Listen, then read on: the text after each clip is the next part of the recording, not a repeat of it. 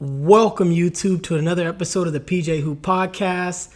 I'm your host, PJ, and on today's episode, we'll be closing out my season previews for all 30 teams. Today's the last episode for this. So in today's episode, I'll be covering the Northwest Division, which entails the Denver Nuggets, the Minnesota Timberwolves, the Oklahoma City Thunder, the Portland Trailblazers, and the Utah Jazz. Now, if you missed last episode I covered the Southwest Division, and that entailed the Dallas Mavericks, the Houston Rockets, the San Antonio Spurs, the Memphis Grizzlies, and the New Orleans Pelicans. Now, if you're interested in watching that episode, the link is right up in the corner, okay? Now, before I get into this episode, I also want to let you guys know, next episode, I'll be giving my season award predictions. So you're not going to want to miss that episode. I think, you may agree with some of the stuff I say. You may be surprised by some of the stuff I say.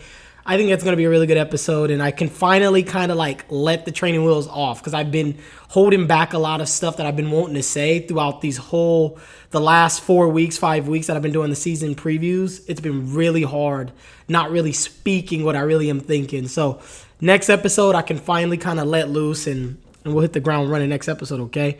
Now, if this is your first time checking out my videos, I want to let you guys know I go over 5 different topics. And those 5 topics is the team's contract situation, players I'll be watching for, keeping my eyes out for. I'll be giving my opinion, which is going to be somewhat vague. And I'll also be giving you guys the team's floor/ceiling, which is also going to be vague because, like I just said, later episodes, I'll be giving my actual predictions and opinions, okay? And then lastly, I'll be going over the team's draft capital. So we're just going to dive straight into it, okay? First team we'll be talking about today is going to be the Denver Nuggets. Now, Denver last year finished 57-25. They finished fifth in offensive. They finished fifth in offensive efficiency, and they finished 8th in defensive efficiency. Their contract situation, they are over the first apron, and if you're not familiar with the apron rules, go ahead and Google it because I don't have time to go over that with you guys. I could spend probably 30 minutes in going over that, but I don't really have time to. But yeah, so they're over the first apron. They're slightly under the second apron, okay? Players and their contract situations on the Denver Nuggets. Aaron Gordon has a player option for next summer. He's actually extension eligible starting the 27th of September. So which would be, he's extension eligible right now. What am I saying? And then also Dario Saric has a player option next summer. Russell Westbrook has a player option next summer. Christian Braun is extension eligible next summer. Peyton Watson is extension eligible next summer. DeAndre Jordan has 1 year left on his deal. And then Chanchar, I think his name is Chanchar. I don't think I'm pronouncing his name right. He has 1 year left on his deal. Now, for Denver's rookie expectations, I'm sorry, also I cover rookies too, my bad. But yeah, so Denver's rookie expectations for the Denver Nuggets, they drafted Deron Holmes out of Dayton. I actually predicted that they were going to draft him in my pre-draft episode. And just so you know, full disclosure, that was my very first episode. So the audio from my co-host it's not that good, but my audio is pretty well. So if you're interested in listening to that, go back out and go check that one out, okay? But so yeah, they drafted Deron Holmes out of Dayton. Unfortunately, he messed up his Achilles, so he's going to be out all season. I personally was honestly predicting that he was probably going to be a part of the rotation day one, but unfortunately, you're going to have to wait another year until they can get him into the rotation, so that's unfortunate. The team's floor/ceiling, if you're just now checking out the episode, with the team's floor/ceiling, I'm being vague because I don't want to give away my personal predictions, so just keep that in mind as I tell you, okay? So the team's floor, in my opinion, is a first-round competitive series. I think their ceiling is winning the NBA title. And now my opinion about the Denver Nuggets, without, again, trying to be vague, but I do believe Denver will be motivated this year. They didn't perform to their standards in the playoffs last year. I think that was a mixture of things. They had some players that were going through off-the-court issues. I'm not going to go into their personal lives. Obviously, Jamal Murray got hurt in the Lakers series. But also, I just feel like they weren't that motivated. And then Minnesota just came out and punched them in the mouth. And it's crazy because even during that series, Denver had a chance to win that series. I believe if Michael Porter would have played just slightly better, they would have won that series. It was that small of margin. And like I said, they weren't focused. All season long, going into the playoffs, I just felt they were not that focused personally. But so, yeah, I think they're going to be a lot more motivated this upcoming year. And also, I think this is a pivotal year for this franchise. They already paid Jamal Murray. They paid Michael Porter. Obviously, Jokic is locked up. Aaron Gordon's the odd man out right now. I don't know much about this front office, so my Denver fans, if you can give me an insight on if this front office is willing to spend money or not, if they're willing to go into the second apron for Aaron Gordon and pay that luxury tax, please let me know, because I don't know how this ownership group is, and I don't know if they're going to be willing to pay Aaron Gordon. So this is going to be a pivotal year for this team. And then obviously, they have all those young guys as well. They're trying to incorporate and figure out. I did see something that said Mike Malone and Calvin Booth weren't really seeing eye to eye on the young guys and playing them and not playing them. So that's something also I'll be kind of paying attention to, is seeing how that develops throughout the season between those two. But I think they'll be able to get on the same page. I think Mike Malone just is going to have to try and trust these young guys and give them an opportunity to shine, and that's kind of how I feel about that. I also believe during the season, this is going to give Denver an opportunity to kind of see. I think during the regular season, Denver's going to be using, obviously, Julian Strawther, Christian Braun, and Peyton Watson, and maybe even Russ, trying to figure out who's going to be that starting shooting guard down in crunch time in the playoffs, but also what two or three players are going to be a part of their playoff rotation. I think that's what really this regular season is going to be for Denver, trying to figure that out. And with that being the case, again, I don't want to give away too much, so I'll just leave it at that, okay? My players to watch for, I just named one of them, is Christian Braun. I think Christian Braun probably will start at the 2 guard. It's going to be interesting. I'm going to be paying attention to him adjusting to becoming a starter. I know a lot of people are worried about his shooting, but personally, I'm not too worried. I did a deep dive on him being in Kansas, being at University of Kansas, and in Kansas, his numbers were about league average, 37, 38%. I know in the playoffs, his numbers, and his playoff 3-point shooting numbers are 22%, really bad. But I do believe he'll be able to get up to league average about 37%, because even during the regular season, his numbers are fine. But what I'm really going to be watching in on Christian Braun is, I think from day one, he's going to be a really great cutter for this team. KCP's not that good of a cutter, but even in the spare minutes I've seen Christian Braun play, he's really good at cutting without the ball. And I think even that's going to make it hard for defenses to ignore him. He's going to be killing them on the backdoor cuts and stuff. So, and plus, I really like his size. He's got about 20, 25 pounds on KCP. He's about 1 to 2 inches taller than KCP too. So I personally am going to be looking forward to him starting for this and see how he does transition into being a starter and how they ingratiate him, okay? So that's one player. Another player that's going to be jockeying for those minutes with him. It's Peyton Watson. Defensively, right off rip, Peyton Watson he's a really good defender, okay? When it comes to protecting the rim, Basketball Index actually rated him as the best basically help side rim protector. And for reference, Giannis was second in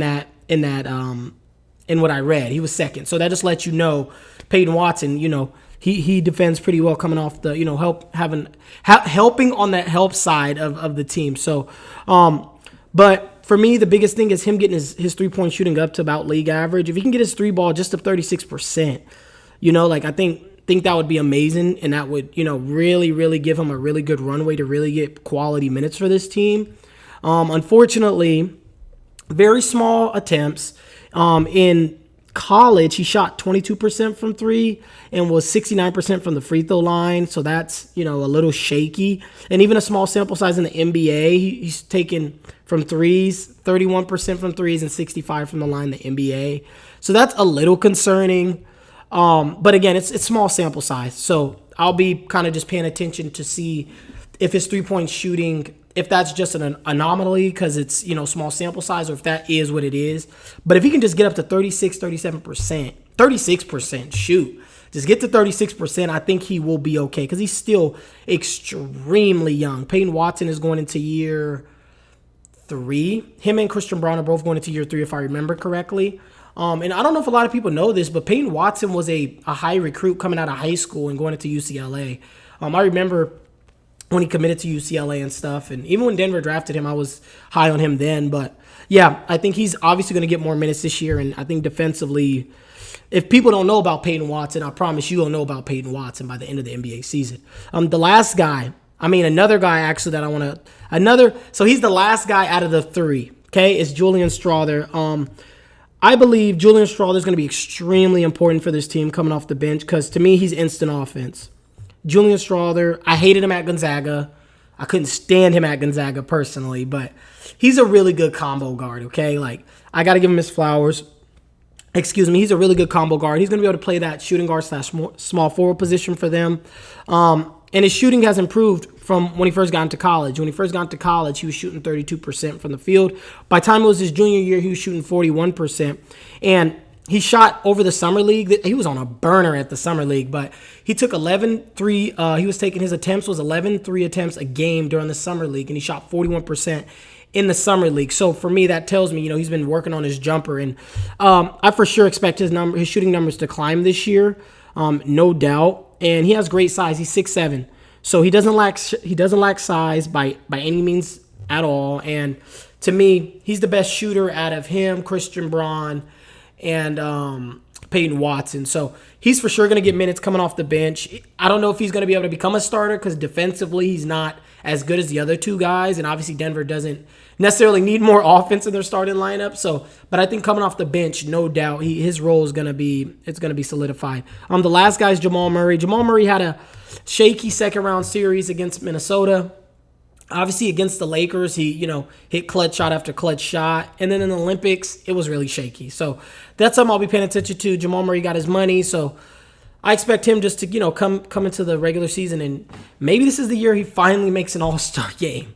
But I don't know, man. The West is too loaded with guards. Let's be real. He's not going to make it, unfortunately. But, yeah, I'll be paying attention to Jamal Murray, okay? And then their draft capital. I'm going to go over the draft capital with you guys.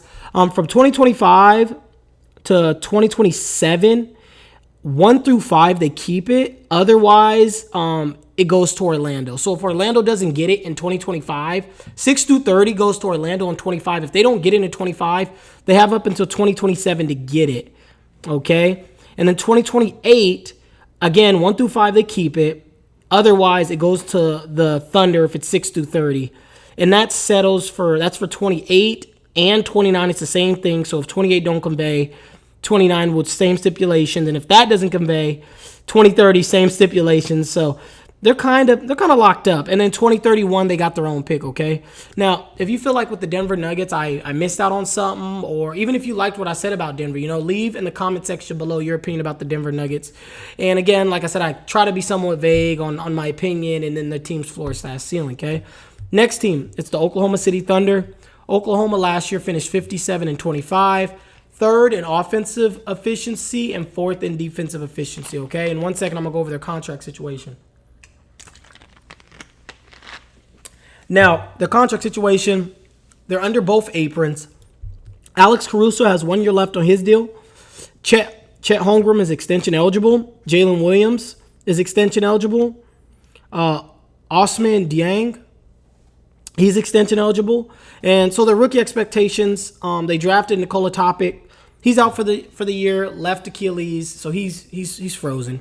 I talked about him, though, in my post-draft episode, so if you want to hear more about him, check down in the description. Actually, no. You know what? You just have to go to my profile to find that. Okay? And then another player they drafted was Dylan Jones. Unless he's just gassing in the preseason and in training camp, I really don't expect him playing much.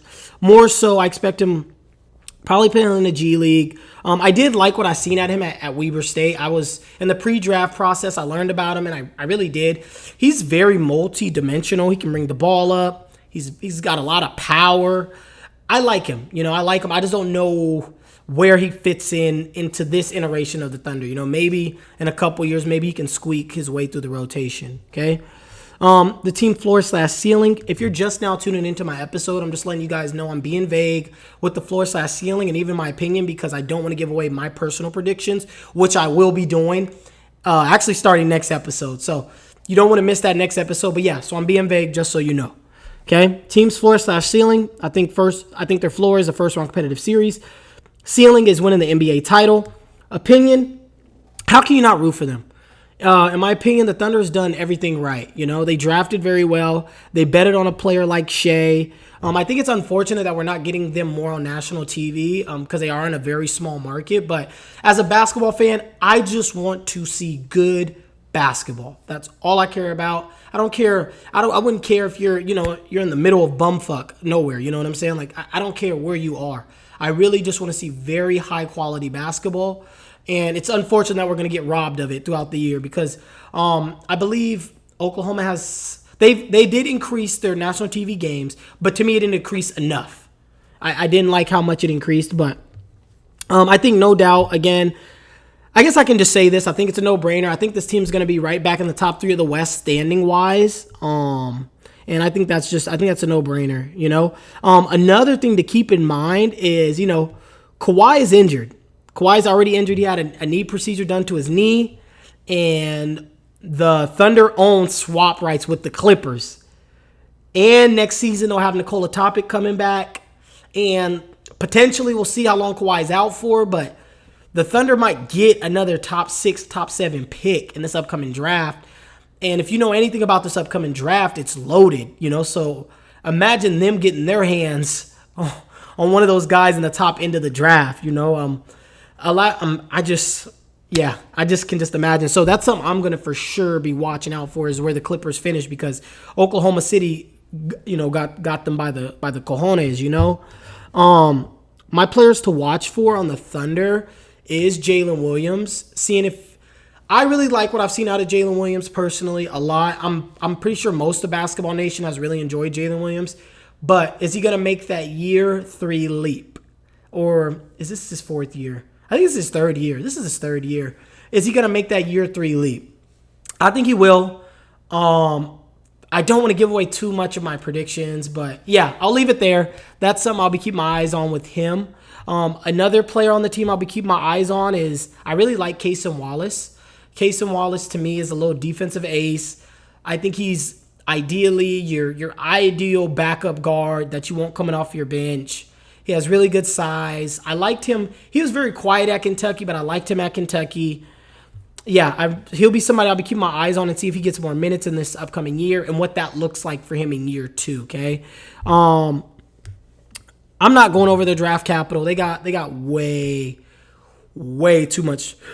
Excuse me. They got way too much, you know, going on in their draft capital. But all I can say about their draft capital, yeah, they have a lot of picks, but I don't know if people understand. A lot of those picks Oklahoma City got, most of them are like protected in some way.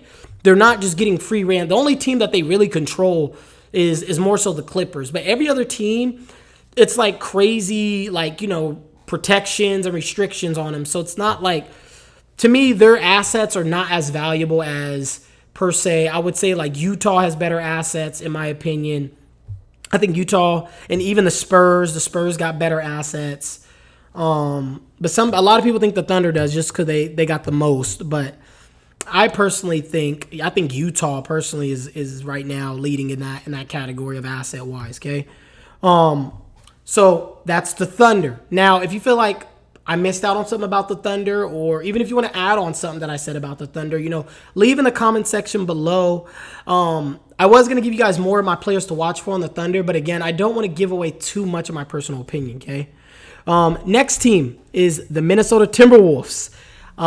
Obviously, we know what happened with the big trade thing, and I'm getting ready to dive into that, but Minnesota last year finished 57-26, 16th in offensive efficiency. They finished first in defensive efficiency, okay? Now we'll go over their contract situation. They're over both aprons. Rudy Gobert has 1 year left on his deal. He has a player option for next summer for $46 million. I'm pretty sure he's going to option into that. Julius Randle, their new addition, he has 1 year left on his deal, and he also has a player option next summer. So it'll be interesting to see there if he's going to option out and they're going to extend them, or even with this trade happening, if they already, you know, made a behind the curtain deal with him, like, hey, we're going to extend you, don't worry about it. It'll be interesting to see what happens with that too. Naz Reid has 1 year left on his deal. He has a player option next year for $15 million. More likely than not, he's going to decline that. I also think that was the biggest reason why they did this cat trade. I think no doubt on my mind. It was crazy because it kind of makes me mad, but at the same time happy. But literally when I was taking my notes for Minnesota, I literally was writing down how they weren't going to be able to afford keeping all 3 of those big men, and then also having to pay Naz Reid. I was like, something's got to give. You know, either Reid, Gobert, or Cat got to go. You know, you're not going to commit $150 million almost 120, 150 million to 3 big men. Like, you're just not going to do that. And so I knew something was going to give, and I was going to literally talk about it when I talked about him in this episode, but he already got traded. So I had to revise my notes and stuff, but yeah, that's besides the point. Let's move on to the next. So Nickeil Alexander-Walker has 1 year left on his deal. I think it'll be interesting to see if they keep him. He can for sure command more money on the market, in my opinion. Joe Ingles, they got him for 1 year. PJ Dozier has 1 year. Josh Mint, I think I pronounced his name wrong. He has a team option. Luka Garza has a team option as well. Rookie expectations, obviously they made that trade for Rob Dillingham. I expect him to get a piece of those minutes that went to Kyle Anderson. Kyle Anderson played about 23 minutes a game. And even some of Monte Morris's minutes that he had about 15 minutes a game as well. So I think Rob is probably going to get somewhere between, I would say, 16 to 18 minutes a game is what I kind of envision. I can see a path, and I'm not saying necessarily this is going to happen, but I can for sure see it. Him and Naz Reid being somewhat of a version of what Lou Will and Montrezl Harrell was. Now, my real hoopers, you guys know what Montrezl and Lou Williams used to do for the Clippers, okay? Like, I can picture Naz Reid and Rob Dillingham being something like that at some point during the season once Rob gets comfortable and gets the flow of the NBA. You know, I can really see that. I think that's like best case scenario by the end of the season. That's what we get from them. Mike Conley only got 2 years left on his deal, so Rob's going to be learning under him too as well. So, obviously, you know, Mike Conley's a very respected player, and for the next 2 years, I think it's going to be really good for Rob to learn how to be a professional under Conley and really just learn things that you're not going to learn on the court, you know, from a vet like Conley. Conley's, you know, a very respected player. Another player they drafted who I thought was kind of a sleeper was Terrence Shannon Jr. out of University of Illinois. He was a killer last year at Illinois. I really enjoyed watching him play.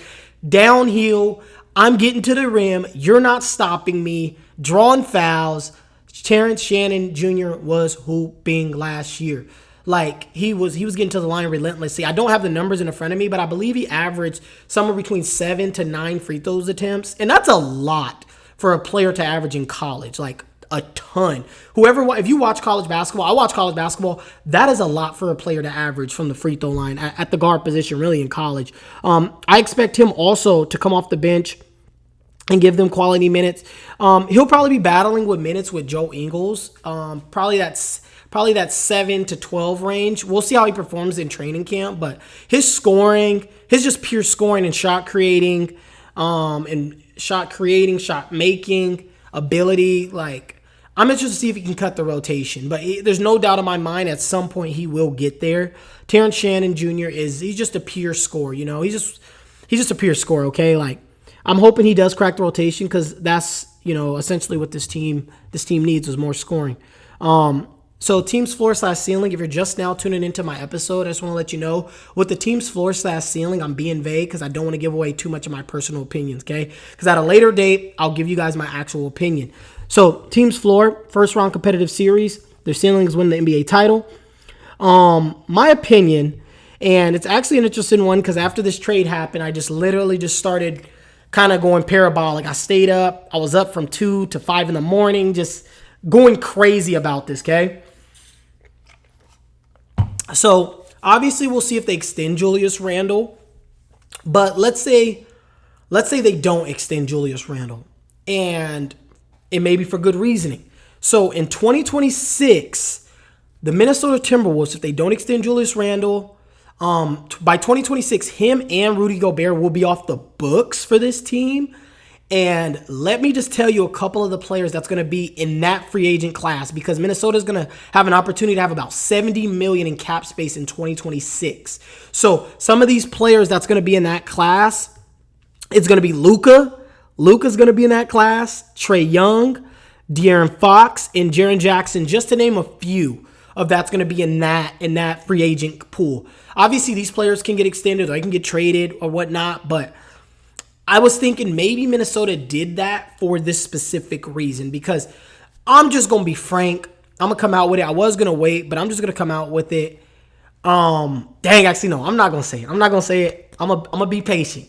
Pretty soon here, I'll be able to unleash what I'm really thinking. I got to be patient.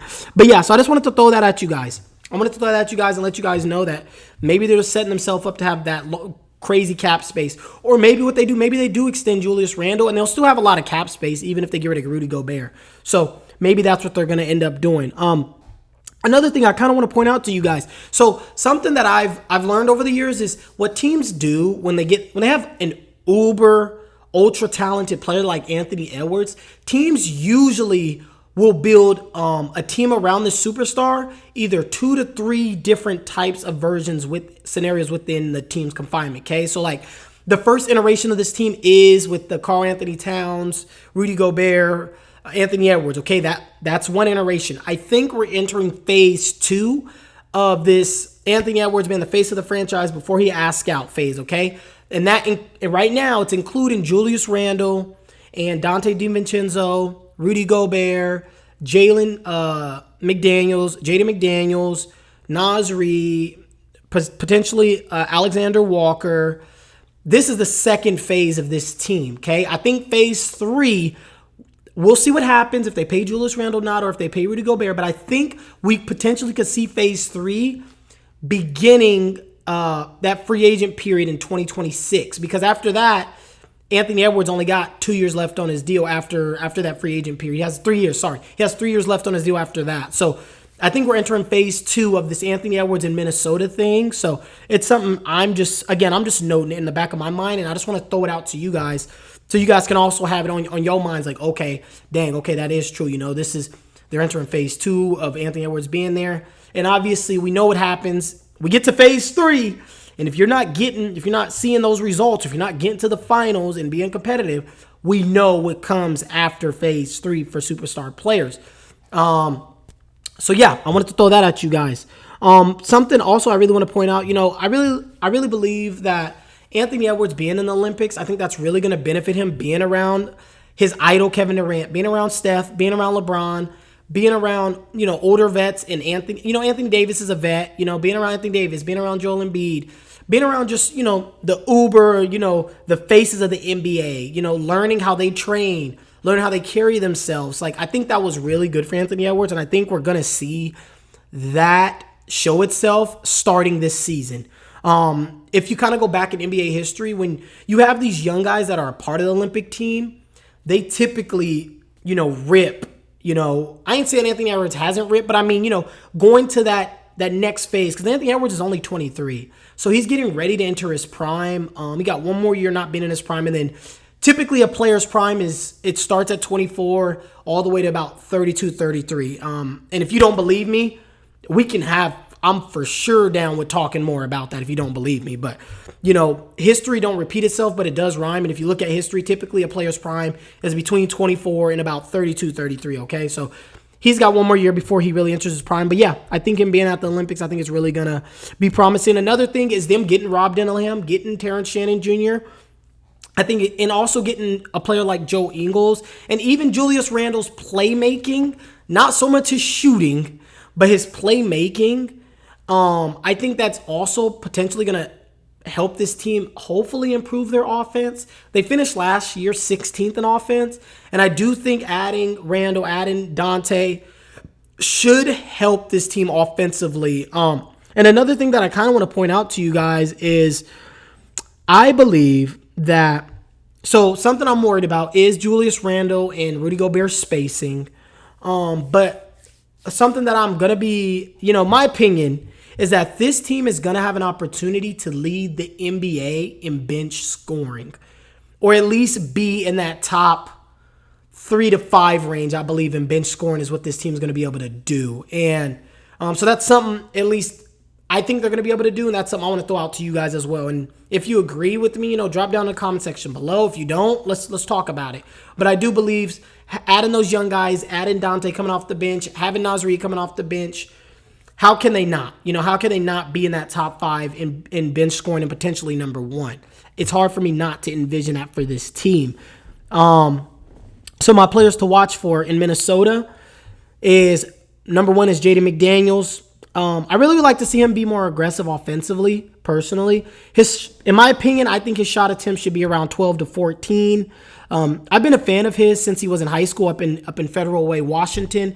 If you're not familiar with Federal Way is like, I would say, 30 to 40 minutes away from Seattle. But yeah, so he went to high school up there, and he was a top recruit out of there. I think he was in his draft class. I think he was ranked 5th or 4th. He was, and I've been following him ever since. Like I said, I'm located up in the Northwest as well, so I keep my eyes on players like that are up in the Northwest. But yeah, so McDaniels, I think he's capable of becoming the third option for this team, and I think that's what they need of him. I think they need him to become the third option for this team, and a solidified third option on some nights where he's showing the ability to be the second.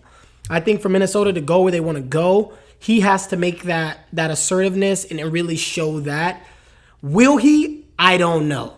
Okay? I don't know. But this season, I'll be watching out to see if he can at least be more aggressive and increase his shot attempts, okay? Because they're going to need it, I think. Another player, I just named him, is Naz Reid. Contract year for him. He's going to want to get paid. If Minnesota doesn't pay him, somebody else will, okay? I'm just going to keep it plain and simple there. And I think they will pay him for sure. He's young. He's only 25. And I like him. I like his game. And lastly, another thing, it's not even a player. It's the whole team. 7 out of 8 of their main guys last year played at least 72 games. The only player that didn't play that much was Karl Anthony Towns. He only played about 62, but he's not even on the team anymore. Can this team continue to stay healthy is something I'm going to be paying attention to because, like I noted, Anthony Edwards played in the Olympics. Yeah, we know he's young. He's only 22, 23. But that wear and tear on his body, that counts. And then you have Rudy Gobert, who played in the Olympics as well. He's, north side of 30. And then you got Mike Conley. He'll be 37 in October. So that's something I'll be paying attention to. And then also Julius Randle, just coming off of shoulder surgery. Okay, I'll be paying attention to that. And then also, he played 70-plus games 3 years in New York. And we know what Tibbs do to players in New York, okay? So that's wear and tear on his body. So that's something I'll be paying attention to with this team in particular, okay, is their overall health. The draft capital is it's a lot. It's very wonky. Long story short, 2025 goes to Utah. Minnesota gets it's very messy for 2026. But from what I'm seeing is that basically the least favorable Minnesota and Utah's 1 through 8 goes to Utah. I don't know. It's a mixture. It's between Minnesota, Utah, and Cleveland. It's very messy for 2026. 2027 goes to Utah. 2028, they keep it. 29, 1 through 5, they keep it. 6 through 30 goes to Utah. And then 2030, they keep it if it's top 1 protected in 2030. Otherwise, it goes to, it looks like the Spurs. Yeah, it goes to the Spurs because that's a part of the Rob Dillingham trade. 2031, it goes to the Spurs. Minnesota fans, if you feel like I missed out on something, or even if you like what I said, let's have open dialogue. Let me know your opinion about Minnesota and what you think this team is going to be about, okay? Leave down in the comment section below. Next team, the Utah Jazz. Full disclosure, in my audio podcast last year, I talked about Utah and how I really liked them drafting my boy Keontae George. And I talked about I liked their draft last year. And if you want to check that out, down in the description below, you'll see, if you scroll down a little bit, you'll see my audio podcast. It's only on Spotify, unfortunately. But yeah, I would check out my post-draft episode when I talked about Utah because I was a big fan. Big fan so far, big fan. Okay, so Utah last year, they finished 31-51. Offensively finished 17th. Defensively finished 30th. Their contract situation, they're under both aprons. John Collins has a player option next summer. Taylor Hendricks has a team option next summer.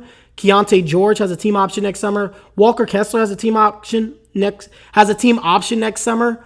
And he's also extension eligible, but I know Utah's not that big of a fan of his, so he might be out the door he might be out the door by the time this pod drops. Who knows? But I think for sure he's out the door. Bryce Sansaban has a team option next summer as well. Patty Mills he has 1 year left on his deal, okay? And just give me one moment. I'm going to go over the rookie expectations for Utah.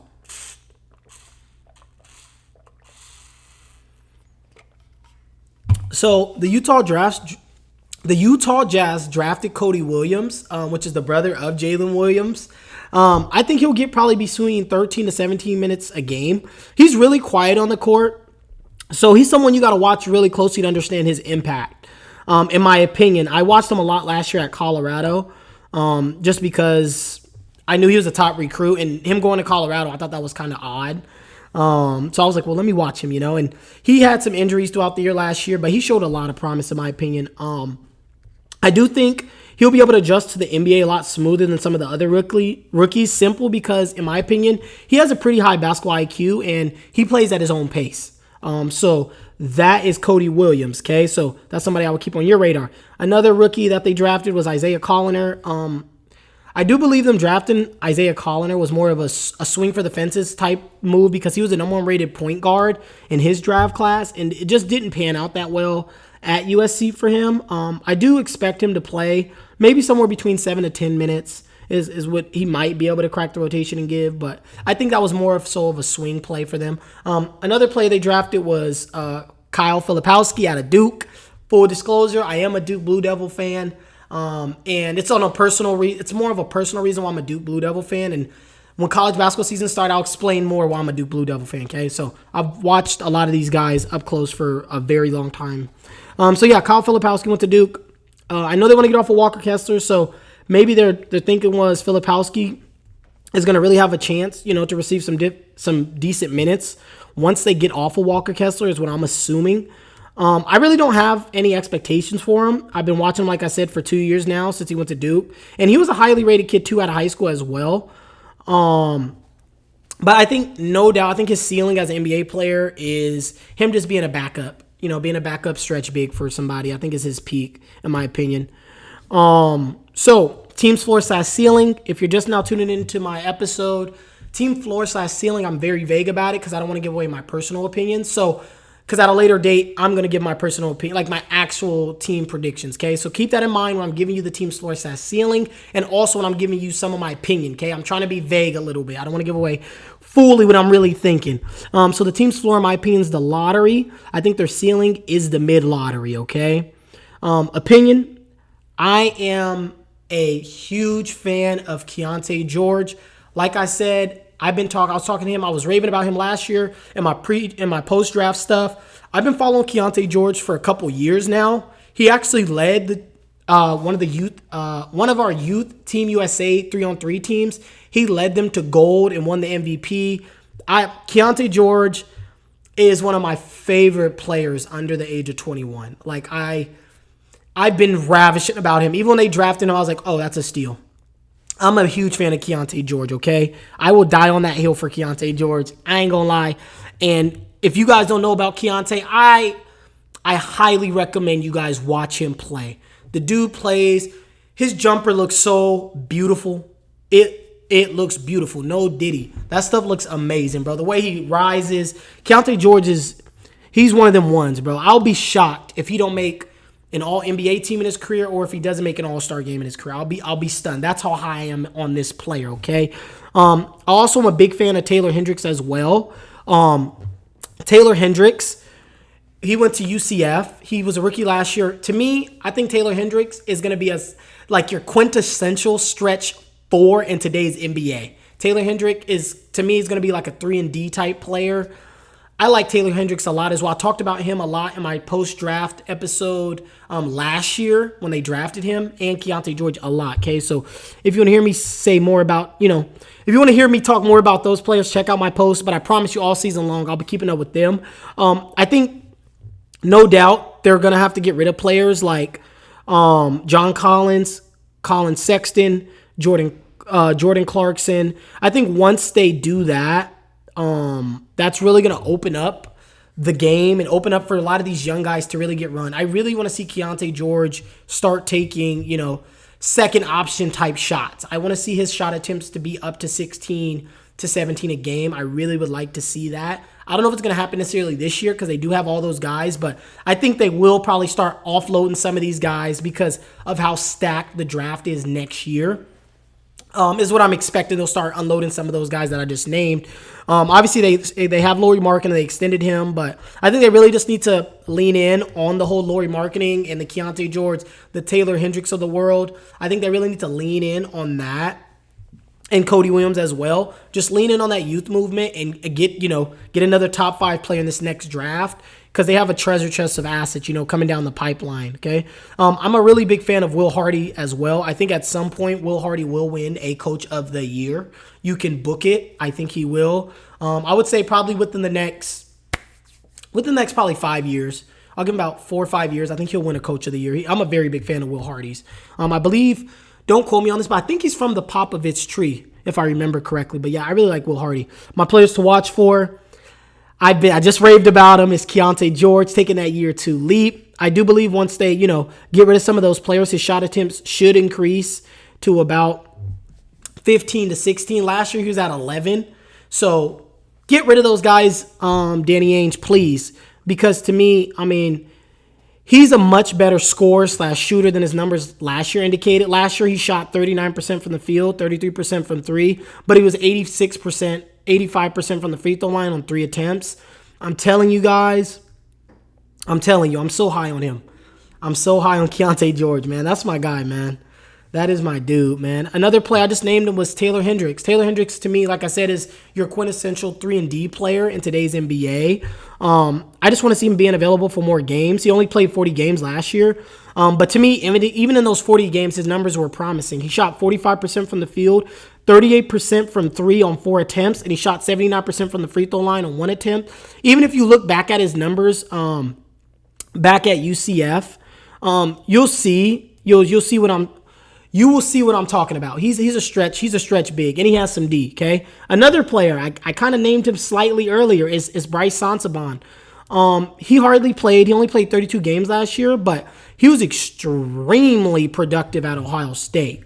I remember watching him at Ohio State. He was extremely productive there. I believe he led them in scoring. I think he averaged like 20 a game, but on really efficient numbers. I don't have the numbers in front of me, but he had really good numbers at Ohio State. He's a flat-out scorer, so I'll be paying attention to see if he gets any run. And now I want to talk about their draft capital. So Utah's draft capital, 2025, 1 through 10, they keep it. They also get Oklahoma's, if it's 11 through 30, it goes to OKC. And then they also get Cleveland and Minnesota's picks in 2025, okay? 2026, the most favorable of Utah's 1 through 8, Minnesota and Cleveland. That's really messy. 2026 is messy. I'm not going to talk about that. 2027, they got their own. They got Cleveland's pick, and then they get the Lakers if it's 5 through 30, and they get Minnesota's pick in 2027. 2028, they get their own, or they get swap rights with Cleveland. 2029, they have their own, and then they have Cleveland's pick. And then they also get Minnesota's pick in 2029 if it falls between 6 through 30. 2030, 2031, they have their own picks, okay? So that's Utah. Now, Utah fans, if you feel like I didn't hint on certain players, or if you like even what I have to say about Utah, or even if you just want to talk more about Utah, you have questions for me, please, down in the comment section below, comment down below your thoughts on Utah, okay? The last team that I'll be talking about is the Portland Trailblazers. Last year, Portland finished 21-61. Offensively, finished 29th. Defensively, finished 23rd. And now I'm going to go over their contract situation. Portland is under both aprons. Players, Robert Williams has 2 years left on his deal at $12 million. Obviously, I think he's going to get traded this year, no doubt, so Cleveland can get run. And he has a beautiful contract. Yeah, he has his injury history, but somebody's going to take a fly on Rob Williams, okay? Another player, Matisse Thybulle, has a player option next summer. I think he'll probably decline it. I can also see him being a trade target as well for some teams. Next player is Scoot, has a team option next summer. They're obviously going to pick that up. Another player that's extension eligible next summer is Shaedon Sharpe. Chris Murray has a team option next summer. Delano Barton has 1 year left on his deal. Duop Reith has a non-guaranteed contract next year. Jabari Walker is a restricted free agent next summer. Tamani Kamara's contract is non-guaranteed next summer. He's also extension eligible, so I expect Portland for sure to pick up Tamani Kamara's stuff. And then lastly, Rajon Rupert has a team option next summer. Rookie expectations. They drafted Donovan Clingan. So I was fortunate enough to be able to go to watch Donovan Clingan live at the national championship game this last year. He played for UConn and they played Purdue, and I was able to go in Phoenix, so I got to watch him up close. And so that was really, really cool. I was very pleased with his game. I ain't gonna lie, before I went to that game, I was kind of skeptical about him, but once I watched him live, I was like, okay, I really like him, you know. In my opinion, He'll be the best defensive big man Portland has had in the last 20 years. Okay, the last time the Blazers was a top five defensive team was during the 1999 and 2000 season when they were referred to as the Jailblazers. Okay, I think Klingon for sure at some point will get this team back to being a top defensive team. I don't expect it to be this year, but I do believe he will be the anchor. Okay, for this team going forward, no doubt.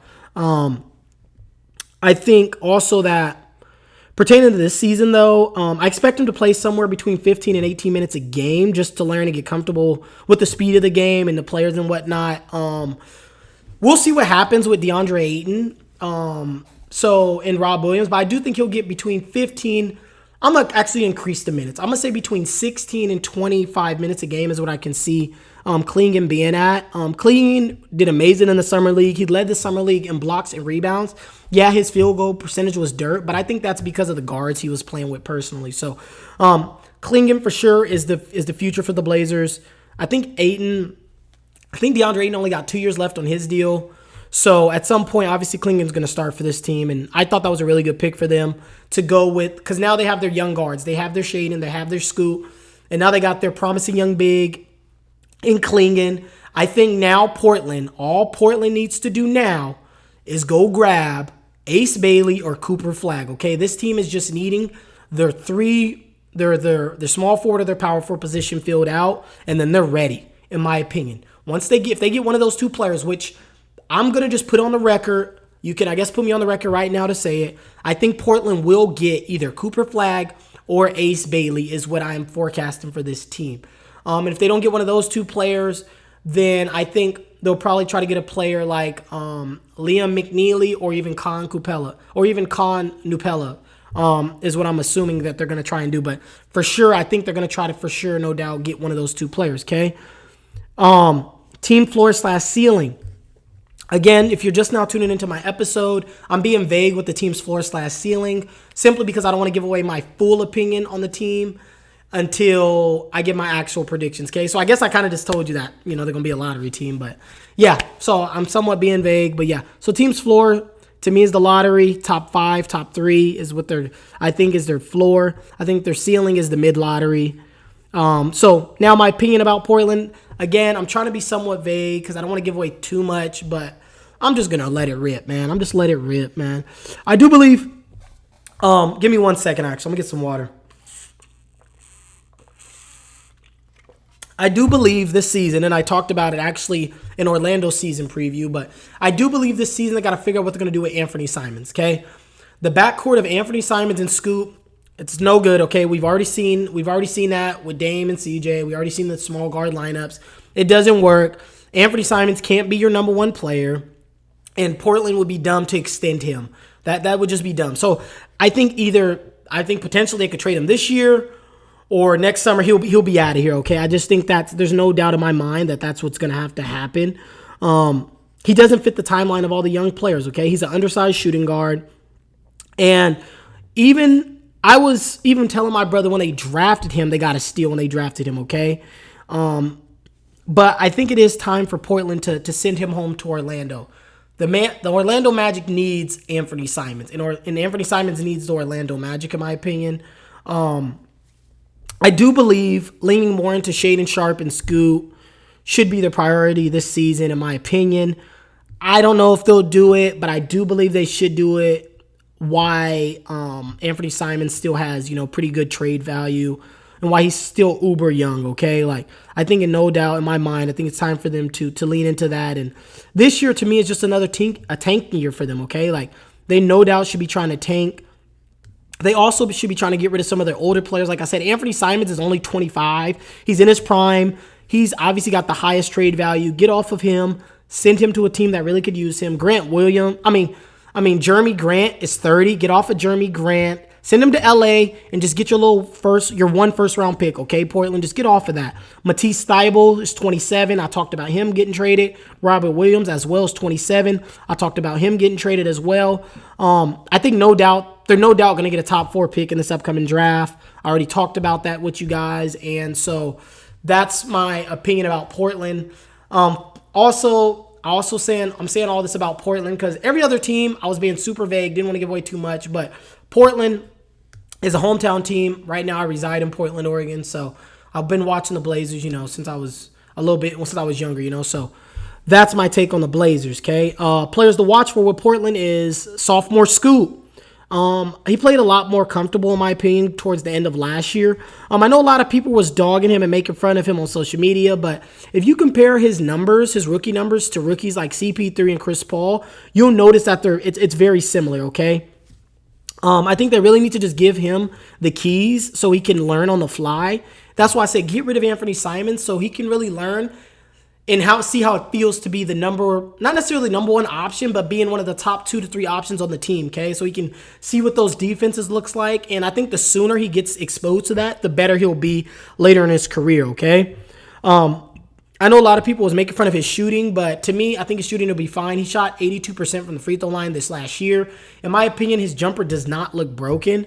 I just think he just looked rushed. I think it looked very rushed, but I have no doubts in my mind his shooting will improve, okay? So that's Scoot. Another player, I just named him, is Shaedon Sharpe. Taking the keys and being more aggressive is what I would like to see out of him. I would love to see his shot attempts increase to 16 to 17 a game. I'll also be watching and seeing if he improves his off-the-ball defense. There was way too many times last year, in my opinion, with Shaedon Sharpe that he was letting people just go backdoor on him, and that's just not excusable, okay? Like, he's got to improve on that end, and I think he will. We got to remind ourselves, the kid literally didn't play in college at all, and then he sat behind Dame and all them for, his rookie year, and then even last year got injured. So I'm not too worried about Shaedon Sharpe. I think Shaedon will be fine. I think Shaedon will be fine. I think defensively, I just want to see him make that leap and just be more aggressive offensively because in my opinion, I believe Portland will go as far as he takes them unless they do get Cooper Flagg or Ace Bailey, okay? But right now, this is the Portland Trailblazers meal ticket is Shaedon Sharpe because I don't believe Scoot Henderson ever in his career is going to be able to be the best player on a championship team. I just don't believe that's his ceiling. But I do believe Shaedon Sharpe's ceiling could be being the best player on a championship team. It's just, does he want to be? Does he have that will and want to be? His favorite player is Kobe Bryant, but he does not attack the game the way Kobe did. He has the physical tools to attack the game that way, but will he do it? That's something I will be trying to pay attention to, and if I ever get opportunity to talk to him, I'm going to tell him, dude, kill. That's all I'm going to tell him, okay? Sorry, I'm a little passionate about that because I remember when they first drafted him, even before they drafted him, when I figured out he was coming out, I literally was texting my friends, if Portland don't draft him, I'm boycotting the games. I'm not a Blazer fan by no means necessary, but it's a hometown team, so I go to the games, okay? So that's where that comes from. Another player is Jabari Walker. Does his 3-ball come up? Does it catch up with his free throw percentage? Because free throw percentage, he shoots 75% from the free throw line. His 3-balls only got 29%. So I did like what I seen at him last year. He was a very good hustle player, but I'm interested to see if he can cement himself as being a part of this young core moving. If he can cement himself as being a part of this young core moving forward, since this is a contract year for him. So I'll be paying attention to that, okay? And then Portland's contract situation. They still owe Chicago, but so 1 through 14, all the way through 2027, they keep it. Otherwise, 15 through 30 will go to Chicago if it's not already settled in 25, which I don't think it will be in 25. Okay? So all the way up to 27, that's what those stipulations are. 28, 1 through 14, they keep it, or they can swap with Milwaukee. Otherwise, again, still has that stipulation from Chicago in 28 as well. So that all has to get wrinkled out all the way up to 28. 29, the most and least favorable of Portland, Boston, and Milwaukee will go to Portland. The second most favorable will go to Washington. That's a part of the Denny Advi trade. 2030, Portland has their own or swap rights with Milwaukee. And then 2031, they have their own, okay? Now, I want to thank you guys for taking the time to listen to this episode. This is actually my longest episode I've ever done. But I just had a lot to say, okay, about the Northwest Division. If you did like some of the stuff I say, or you disagree with the stuff I say, or if you learned something new, or you want to teach me something new, please, down in the comment section below, let me know what your opinion is about the whole Northwest Division and about the Portland Trailblazers. Other than that, I'll see you next episode where I'll be finally being able to just fully let out what I'm thinking when we go over my season awards, okay? Other than that, I'll talk to you soon. PJ out.